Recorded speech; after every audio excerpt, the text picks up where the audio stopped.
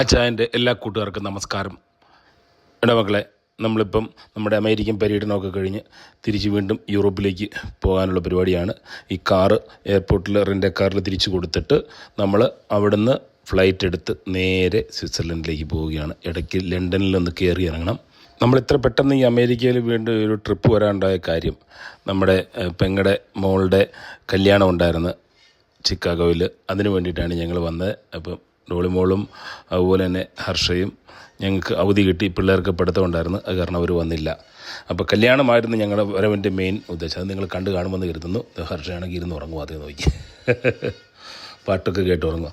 ഇനിയിപ്പം വലിയൊരു യാത്രയാണ് ഞങ്ങളെ കാത്തിരിക്കുന്നത്. ഇടമകളെ, ഞാൻ നമ്മുടെ കാറൊക്കെ കൊണ്ട് കൊടുത്തു. എന്നിട്ട് ഇപ്പോൾ ഇവിടുന്ന് കണ്ട ഒരു മെട്രോ, ഒരു ചെറിയ മെട്രോ പോലത്തെ ഒരു വണ്ടിയാണ്, ട്രെയിനാണ്. ഈ ട്രെയിനിൽ ഓരോ ഇവിടെ 5 ടെർമിനൽ ഏതാണ്ടുണ്ട്.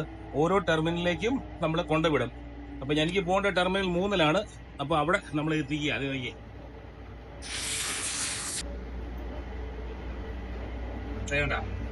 കണ്ട. അപ്പം ഇനി അടുത്തത് നമ്മുടെ ടെർമിനലാണ്.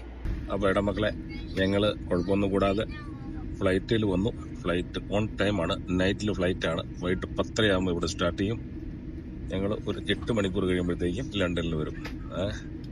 അവിടുന്ന് പിന്നെ അടുത്ത ഫ്ലൈറ്റ്. അപ്പോൾ എന്താണെന്നുണ്ടെങ്കിൽ ഞങ്ങളുടെ ലഗേജൊക്കെ എല്ലാം ഒരു കുഴപ്പമില്ലാണ്ട് കയറിപ്പോയി. ഇതുവരെ പ്രശ്നങ്ങളൊന്നുമില്ല. ഞങ്ങൾ അത്യാവശ്യം ഷോപ്പിംഗ് ഒക്കെ ചെയ്തതുകൊണ്ട് ഒരെണ്ണം ഞങ്ങൾ ഒരു എക്സ്ട്രാ ആഡ് ചെയ്യേണ്ടി വന്നു. വേറെ ഒരു പ്രശ്നവുമില്ല. ഡോളിയമ്മയൊക്കെ മുമ്പിലത്തെ സീറ്റിൽ ഡോളിയമ്മ ഇപ്പം ഫ്ലൈറ്റ് വിടുകയാണ്. അപ്പം ഇനി നമുക്ക് അവിടെ ചെന്നിട്ട് കേൾക്കാം ബാക്കി കാര്യങ്ങൾ ലണ്ടനിൽ.